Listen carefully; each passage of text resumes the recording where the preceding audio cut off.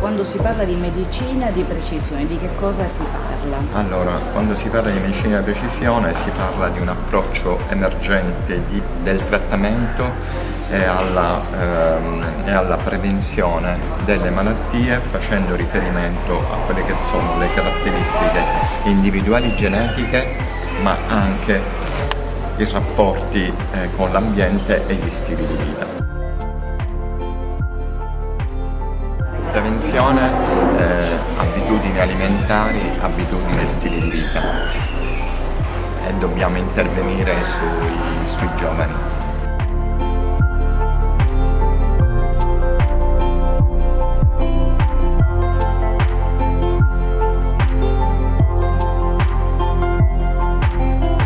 L'Università di Palermo ha deciso di investire su questo grande progetto di ricerca che rappresenta la prima filiera nazionale del trasferimento dalla ricerca alle imprese.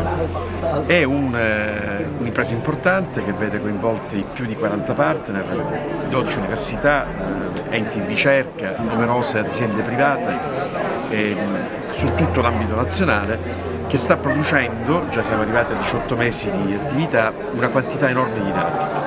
Questi dati dovrebbero rappresentare un vero e proprio salto di qualità per la nostra terra, Palermo in test, in un ambito sanitario di altissimo profilo, di altissima specializzazione come la medicina di precisione, che in realtà riguarda patologie di grandissimo impatto come le malattie oncologiche, ma anche le malattie cardiovascolari e le malattie rare.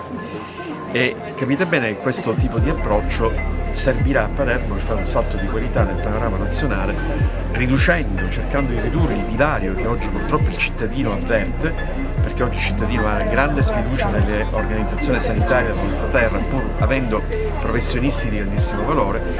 Probabilmente c'è un problema anche di comunicazione che deve essere affrontato, ma questo progetto porterà quindi alla riduzione del divario e porterà alla nostra terra delle innovazioni tecnologiche che vanno dalla diagnostica alla terapia. Quindi non è soltanto un progetto, ma in realtà è una volontà di cambiamento che parte dall'università e che si propaga evidentemente al territorio.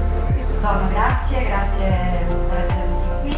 Allora, parliamo di questa medicina di precisione. Qual è l'importanza e ovviamente anche di questo forum che state organizzando?